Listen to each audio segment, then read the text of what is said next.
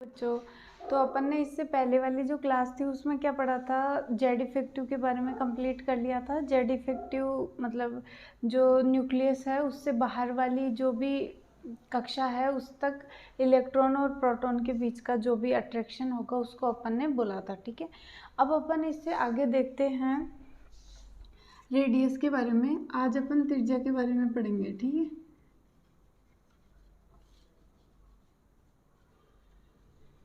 तो यही जो पीरियडिक टेबल है उसी में अपन जो रेडियस कैलकुलेट करेंगे वो 3 या 4 प्रकार की होंगी। तो अभी अपन देखते हैं, जैसे 4 प्रकार की त्रिज्याएं हैं तो अपन इनमें से कौन कौन सी हैं अभी अपन देख लेते हैं। तो जैसे मैं पहली आपको बताती हूँ कि कोवेलेंट।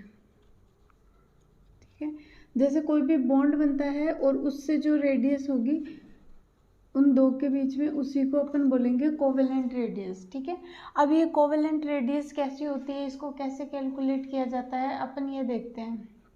तो इसके अकॉर्डिंग अपन ये देखेंगे कि जैसे मानो मेरे पास एक कार्बन है और एक हाइड्रोजन है, जैसे CH4 सबने सुना है, कोवेलेंट मॉलिक्यूल है।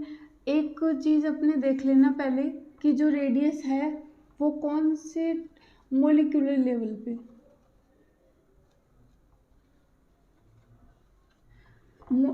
कभी भी एटम्स में नहीं ज्ञात की जाती है, किस में ज्ञात की जाएगी, मॉलिक्यूलर लेवल पे ज्ञात की जाएगी। ठीक है, तो अब अपन देखेंगे कि मॉलिक्यूलर लेवल पे, तो जैसे कार्बन और हाइड्रोजन है इसकी अपन को रेडियस देखनी है। तो कार्बन और हाइड्रोजन की रेडियस में अपन ये देखेंगे कि जैसे ये है, ठीक है, ये कार्बन है, ये हाइड्रोजन, मतलब मैंने थोड़ा बड़ा बनाया है लेकिन सिर्फ समझने के लिए। इसको मैं इसकी जगह में एक A और B मॉलिक्यूल मान लेती हूँ। तो जैसे ये A है, ये B है। ठीक है, ये इन दोनों के बीच की ये डिस्टेंस, इसको मैं अपन को कैलकुलेट करनी है। ये D है, जैसे R जो A है उसकी रेडियस अपने पास RA है, B है उसकी रेडियस अपने पास RB है। ठीक है, अगर अपन ये D कैलकुलेट करेंगे तो अपन सिंपल सा इनके, जैसे अगर कोई भी A लिया है मैंने और B लिया है तो इसकी जो विद्युत ऋणताएं हैं, इलेक्ट्रोनेगेटिविटी, इसको मैं XA मान लेती हूँ और ये XB मान लेती हूँ। तो कोवेलेंट रेडियस अपन को 3 लेवल पे कैलकुलेट की जाएगी, जिसमें पहले में जैसे पहला मान लिया कि जिसमें डेल्टा X है, एक में जिसमें डेल्टा X नहीं है, और एक अपन होमो एटॉमिक मान लेते हैं। ठीक है, देखो जैसे अभी अपन ने लिया ये वाला, एक बार अपन फिर से देखते हैं। इसमें रेडियस कैलकुलेट करनी थी, होमो एटॉमिक लेवल था। ठीक है, अभी अपन ने कोवेलेंट रेडियस कैलकुलेट करनी है। कोवेलेंट रेडियस को भी अपन 3 लेवल पे कैलकुलेट करेंगे। इसमें इसको जैसे किया गया 3 लेवल है, 3 हिसाब से कैलकुलेट करेंगे। पहले अपन ने मान लिया होमो एटॉमिक मॉलिक्यूल। ठीक है, एक अपन ने मान लिया हेटेरो एटॉमिक।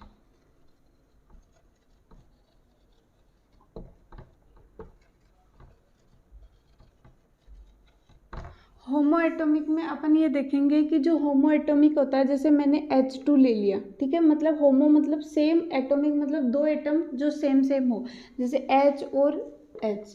ठीक है, ये वाली रेडियस। हेटेरो एटॉमिक में मैंने ले लिया जैसे C और H, मतलब दोनों क्या हैं, अलग अलग हैं। अब होमो एटॉमिक है तो इसमें विद्युत ऋणताएं अपन आगे पढ़ेंगे कि इलेक्ट्रोनेगेटिविटी या विद्युत ऋणता क्या होती है। तो जो भी डेल्टा EN है, मतलब इलेक्ट्रोनेगेटिविटी का डिफरेंस है, वो इसमें तो क्या आएगा, 0 आएगा। अब ये वाला अपन देखते हैं, हेटेरो एटॉमिक का देखते हैं। ये 2 हो सकता है, एक वो जिसमें डेल्टा EN क्या आए, 0, और एक वो जिसमें डेल्टा EN 0 ना हो। ठीक है, जैसे मैंने ले लिया एक P और H, इन दोनों से जुड़ा हुआ एक मॉलिक्यूल अगर मैंने लिया है तो उसमें अपन देखेंगे कि जो ये है फॉस्फोरस है, उसकी इलेक्ट्रोनेगेटिविटी भी 2.1 होती है, और जो हाइड्रोजन है उसकी इलेक्ट्रोनेगेटिविटी भी क्या होती है, 2.1 होती है। तो ये दोनों हेटेरो एटॉमिक होने के बावजूद इनकी इलेक्ट्रोनेगेटिविटी में डिफरेंस क्या है, 0 है। तो इनके लिए जो फॉर्मूला, इन दोनों के लिए जो भी फॉर्मूला लगेगा, जैसे इसके लिए मैंने हाइड्रोजन और हाइड्रोजन ले लिया, या ए और ए मॉलिक्यूल अपन इसको ले रहे हैं, जिसकी त्रिज्या इसकी आर ए, इसकी आर ए मान लेते हैं। तो जो डी होगी इन दोनों के बीच की, वो अपन क्या मानेंगे, are A plus R A, ठीक है। और अगर सिंपल से अपन को आर ए निकालना होगा तो अपन क्या कर देंगे, d/2। ये किसके लिए हो जाएगा, होमो एटॉमिक के लिए हो जाएगा। लेकिन अगर अपन यही चीज़ अपन सेम इसके लिए देखते हैं,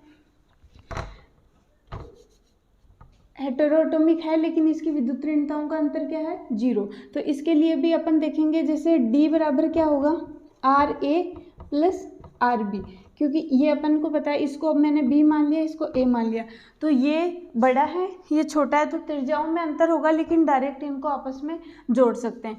अब जो तीसरी होगी जिनकी विद्युत ऋणताओं में अंतर है, जैसे इसका एग्जाम्पल मैंने ले लिया कार्बन और हाइड्रोजन, इनकी विद्युत ऋणताओं में भी अंतर है और त्रिज्याओं में भी, ठीक है। तो अब अपन इसका देखेंगे कि इसको कैसे कैलकुलेट किया जाता है। इसको अगर मैंने a मान लिया है, इसको b मान लिया, तो d बराबर R A plus R B अपन इसमें नहीं कर सकते, ठीक है। तो इसको कैलकुलेट करने के लिए अपन देखते हैं कि इसको अपन ने कैसे कैलकुलेट करना है।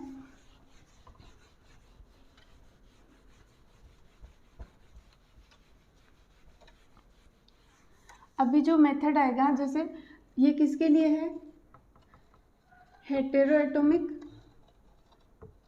वो जिनके विद्युत ऋणताओं में अंतर क्या नहीं हो, या इलेक्ट्रोनेगेटिविटी में अंतर 0 नहीं हो, मतलब कुछ अंतर पाया जाता हो। जैसे ये हो गया A और ये हो गया B, A है B, इसकी रेडियस आर ए मान ली, इसकी रेडियस आर बी मान ली, ये कोवेलेंट रेडियस के लिए अपन देख रहे हैं, ठीक है। तो अपन जैसे D बराबर इन दोनों के बीच की दूरी ये हो जाएगी D। इस D को अपन कैलकुलेट करेंगे, तो इसके लिए देखो, ये आर ए है, यहाँ तक होनी चाहिए थी, ये आर बी यहाँ तक होनी चाहिए थी, ये दोनों के बीच का कुछ हिस्सा है जो कॉमन है। मतलब अगर अपन इसको ये ऐसे होता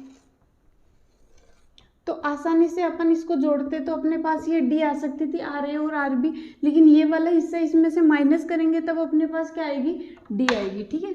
तो अभी अपन ये समझते हैं कैसे, इसका फॉर्मूला क्या होगा, ये बराबर आएगा R A plus R B minus 0.09 into delta E N, दोनों की विद्युत ऋणताओं का अंतर। जो ये D आएगा उसका फॉर्मूला अपने पास क्या आएगा, ये वाला फॉर्मूला आएगा, ठीक है। अभी जैसे एक एग्जांपल अपन करके देख लेते हैं, सिंपल सा यही है कि हेटेरोडायटोमिक मॉलिक्यूल हैं और उनकी विद्युत ऋणताओं में अंतर है। तो जैसे D बराबर हो जाएगा R A plus R B minus 0.09 into delta E N, ठीक है। अभी जैसे मैंने ले लिया, एक एग्जाम्पल करके देख लेते हैं।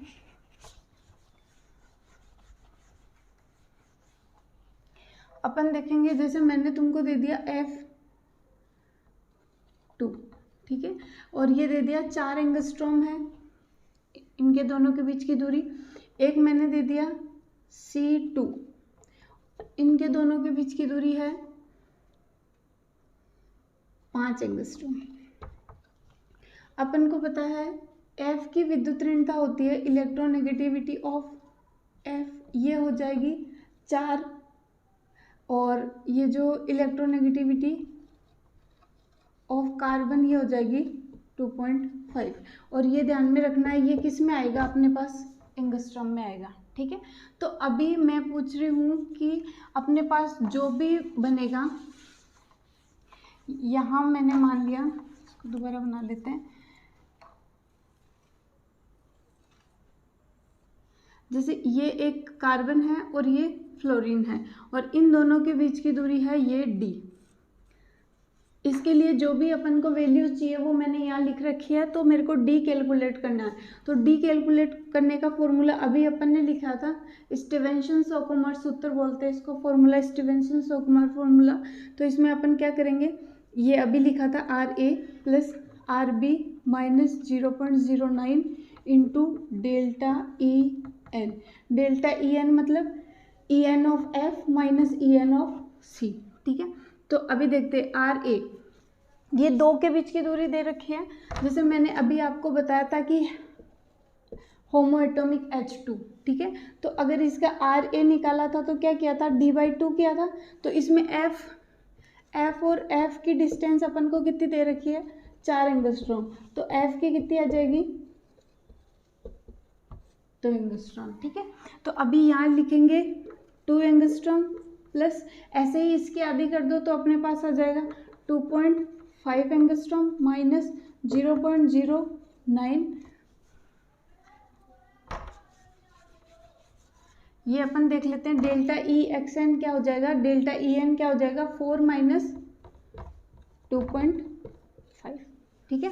तो अपने पास ये आ जाएगा 2 angstrom plus 2.5 angstrom minus 0.09 into 1.5, ठीक है। इसको कैलकुलेट कर लो, जो भी आएगा वो ये डिस्टेंस अपने पास आ जाएगा। होप समझ में आया होगा कोवेलेंट रेडियस।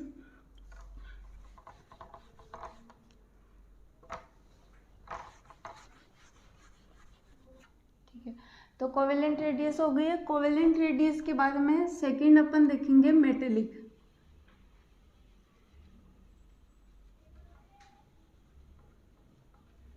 इसको अपन धात्विक त्रिज्या भी बोल देंगे RM, ठीक है। तो मेटेलिक सिंपल सा है, जैसे मेटल्स में पाया जाता है, जो भी पीरियडिक टेबल्स की मेटल्स हैं वो, जैसे A मैंने ये मान लिया, ये A भी मान लो, B मान लो, जो भी होगा मेटल्स में हमेशा रेडियस यही आएगी, ठीक है। जैसे ये B हो गया तो इसकी रेडियस अगर RA मानी है, इसकी रेडियस RB मानी है, तो ये अपने पास जो D आएगा वो आएगा D बराबर RA plus RB। Always metallic में ये होता है।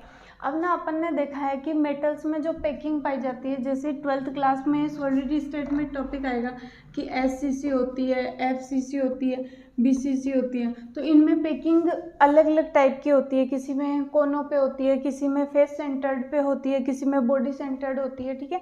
तो उससे अपने ये जो मेटेलिक रेडियस है, यहाँ से यहाँ तक की मेटेलिक रेडियस, उस पर कोई इफेक्ट आएगा या नहीं आएगा, तो आपको करना है नहीं। ऐसे स्टेटमेंट बेस्ड क्वेश्चन आ जाए कि पैकिंग मेटेलिक रेडियस को अफेक्ट करेगी या नहीं करेगी, तो क्या होगा, अफेक्ट नहीं करेगी, ठीक है। तो ये होगी अपने पास सेकंड रेडियस। अभी अपन देखते हैं कि थर्ड रेडियस है अपनी। थर्ड रेडियस अपन ले लेते हैं वंडर वॉल रेडियस, ठीक है। तो अपन देखते हैं कि जो वंडर वॉल रेडियस होती है ना, वो नोबल गैसेस कौन सा होता है, 18वां वर्ग, मतलब 18th ग्रुप जो अपन ने देखा था पीरियडिक टेबल का, वो क्या होता है, नोबल गैसेस होती हैं। नोबल गैसेस में कौन सी कैलकुलेट की जाती है, वंडर वॉल कैलकुलेट की जाती है। तो अपन यहाँ डाल देते हैं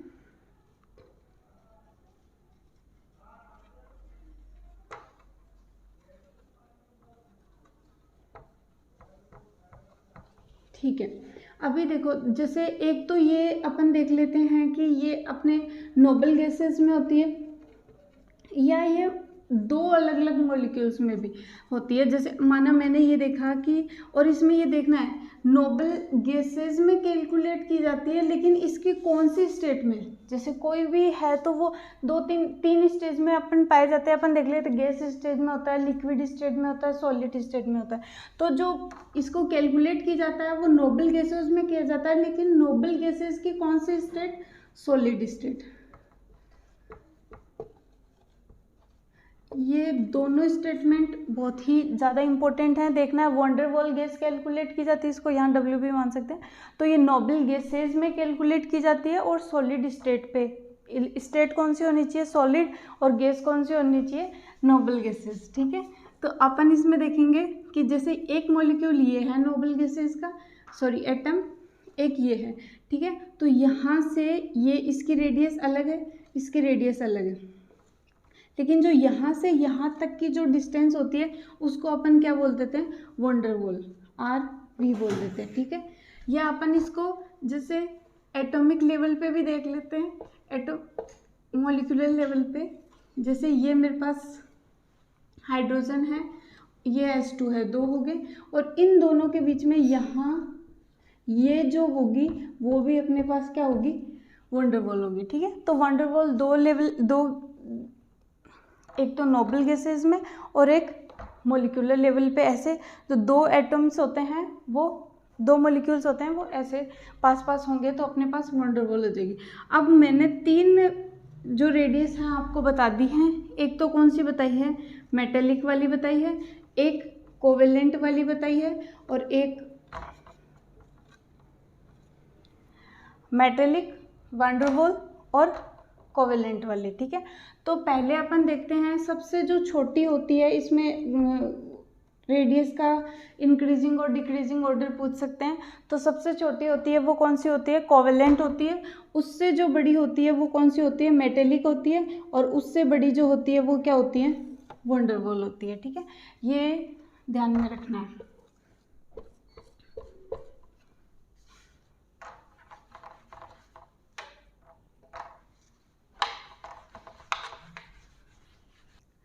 ठीक है, अभी अपन इसमें देखते हैं रेडियस। जो चौथी रेडियस होती है वो कौन सी रेडियस कैलकुलेट की जाती है, तो वो होती है आयनिक रेडियस। ठीक है, ये आयंस के लिए होती है, वो नाम से ही समझ में आ रहा है।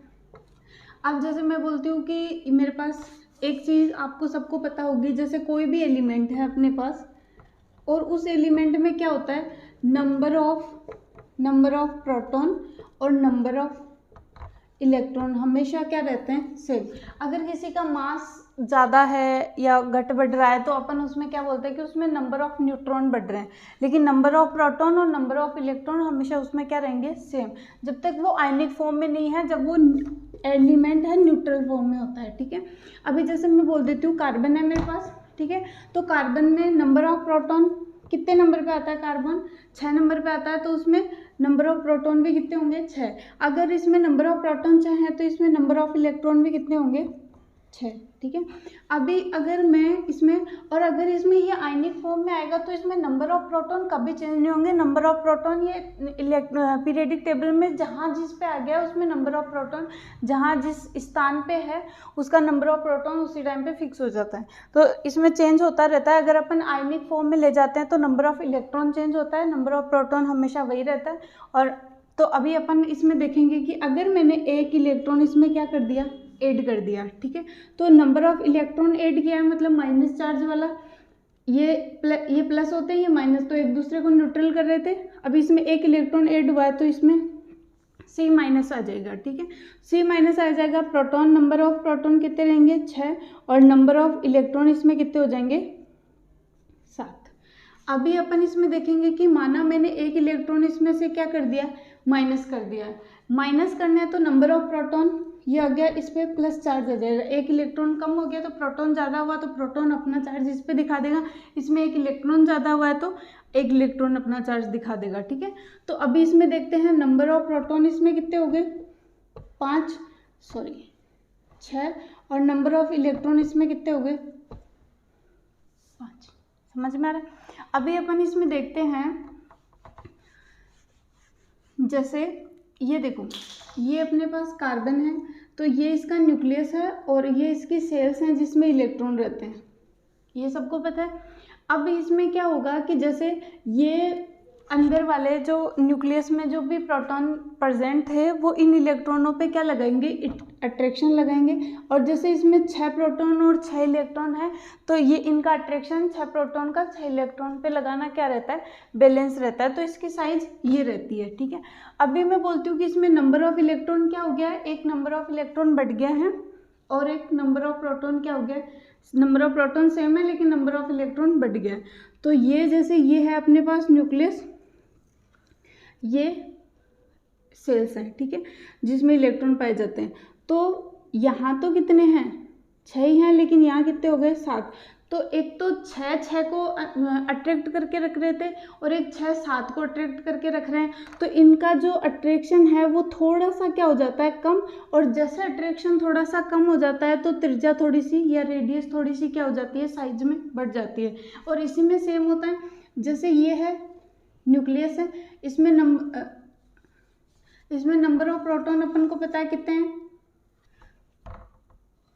5 है। सॉरी, नंबर ऑफ प्रोटॉन इसमें 6 है और नंबर ऑफ इलेक्ट्रॉन इसमें कितने हैं, 5। तो एक 6 को अट्रैक्ट कर रहे थे, बैलेंस था। 6 5 को अट्रैक्ट करेंगे तो ज़्यादा अट्रैक्ट कर लेंगे तो थोड़ी सी साइज कम हो जाएगी, और 6 7 को अट्रैक्ट करेंगे तो थोड़ा कम अट्रैक्ट कर पाएंगे तो थोड़ी सी साइज ज़्यादा हो जाएगी। तो अपने पास क्या होता है, जैसे C माइनस का साइज सबसे ज़्यादा होता है, फिर न्यूट्रल वाले का, और फिर होता है प्लस वाले का। ठीक है, ये चीज़ समझ में आ रही है। अब जैसे जैसे इसमें इलेक्ट्रॉन ऐड करते जाएंगे, माना मैंने 2 इलेक्ट्रॉन ऐड कर दिया तो -2 हो जाएगा, 2 इलेक्ट्रॉन माइनस कर दिए तो इसमें +2 हो जाएगा। ठीक है, तो इसकी साइज और ज़्यादा हो जाएगी, फिर इसकी साइज और इसकी साइज और कम हो जाएगी।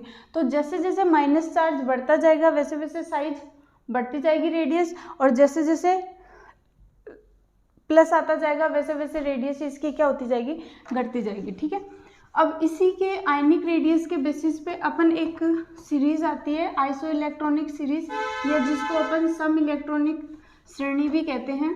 इसमें अपन देखते हैं कि जैसे मैं कुछ एलिमेंट्स आपको यहाँ लिख देती हूँ, N-3 है, O-2, F- neon, sodium plus magnesium +2, aluminium +3। अब आप देखो अपने पास नाइट्रोजन है तो नंबर ऑफ प्रोटॉन और नंबर ऑफ इलेक्ट्रॉन क्या होते हैं, सेम। एक बार जब तक चार्ज नहीं है तो इसमें नंबर ऑफ प्रोटॉन कितने थे, 7। अब नंबर ऑफ इलेक्ट्रॉन इसमें होने कितने चाहिए थे, 7, लेकिन -3 चार्ज आ रहा है, मतलब 3 इलेक्ट्रॉन इसमें ज़्यादा हैं, तो ये 7 + 3 क्या हो जाएगा, 10। ठीक है, इसमें नंबर ऑफ प्रोटॉन 8 और इसमें नंबर ऑफ प्रोटॉन क्या हो जाएंगे, 10। इसमें number of proton 9, number of electron 10 10 10 11 10 12। ठीक है, अभी क्या समझ में आ रहा है कि देखो यहाँ पे नंबर ऑफ प्रोटॉन और नंबर ऑफ इलेक्ट्रॉन सेम थे, मतलब इस एलिमेंट का साइज सही था। अब इसमें देखते हैं कि जैसे जैसे इसमें क्या बढ़ता जा रहा है, माइनस चार्ज बढ़ता जा रहा है। माइनस चार्ज जैसे बढ़ेगा वैसे इलेक्ट्रॉन इसमें बढ़ते जा रहे हैं। इलेक्ट्रॉन बढ़ते जा रहे हैं तो जो ये न्यूक्लियस था वो बाहर वाले जो इलेक्ट्रॉन थे उन पे इनका अट्रैक्शन भी क्या होता जा रहा है, कम होता जा रहा है। तो इसकी रेडियस क्या होती जा रही है, बढ़ती जा रही है। ठीक है, और इधर जाते जा रहे हैं तो अपने पास क्या बढ़ता जा रहा है, प्रोटॉन बढ़ रहे हैं, प्रोटॉन बढ़ रहे हैं, इलेक्ट्रॉन क्या हो रहे हैं, घट रहे हैं। तो अट्रैक्शन ज़्यादा हो रहा है, और जैसे जैसे अट्रैक्शन ज़्यादा हो रहा है वैसे वैसे रेडियस क्या हो रही है, कम हो रही है। ठीक है, तो इसमें ये अपन को देखना होता है, अगर इसकी अपन को रेडियस पूछे, रेडियस का ऑर्डर पूछे, तो अपन को क्या करना है, सबसे ज़्यादा रेडियस होती है इसकी, जैसे मैंने लिख दिया सबसे ज़्यादा रेडियस N-3, फिर O-2, फिर F- नियोन, और फिर आ जाएगा सोडियम प्लस मैग्नीशियम +2, और ये आ जाएगा एल्यूमिनियम +3। तो ध्यान में क्या रखना है कि जैसे जैसे माइनस चार्ज बढ़ता जाएगा वैसे वैसे रेडियस बढ़ती जाएगी, और जैसे जैसे प्लस चार्ज बढ़ता जाएगा वैसे वैसे रेडियस घटती जाएगी। ठीक है, ये समझ में आ गया। और आइसो इलेक्ट्रॉनिक ऐसे क्वेश्चन आ सकता है, निम्न जो भी फॉलोइंग एलिमेंट्स हैं उनमें से कौन से आइसो इलेक्ट्रॉनिक वाले हैं। तो आपको देखना है कि जिसमें नंबर ऑफ प्रोटॉन्स अलग अलग हो और नंबर ऑफ इलेक्ट्रॉन सब में सेम हो, तो उसको अपन क्या बोल देंगे, आइसो इलेक्ट्रॉनिक सीरीज बोल देंगे। ठीक है, तो ये था अपने पास 4 जो रेडियस होती है वो कितने प्रकार की होती है। अपन ने पहले देखा कोवेलेंट रेडियस देखा था, फिर मेटेलिक देखा था, फिर वॉन्डरवॉल देखा था, और उसके बाद में अपन ने कौन सी रेडियस देखी है, आयनिक रेडियस देखी है। तो और इसमें से भी ऑर्डर्स देखने हैं अपन को। सबसे जो छोटी होती है वो कौन सी होती है, कोवेलेंट, उसके बाद में मेटेलिक, और उसके बाद में कौन सी होती है, वॉन्डरवॉल। वॉन्डरवॉल के दोनों ही स्टेटमेंट बहुत ज़्यादा जरूरी हैं कि ये नोबल गैस में और सॉलिड स्टेट में, सॉलिड फेज में जब होगा उस टाइम पे अपन को कैलकुलेट की जाती है। ठीक है, बाकी की आगे पढ़ेंगे अपन कल नेक्स्ट क्लास में। Thank you.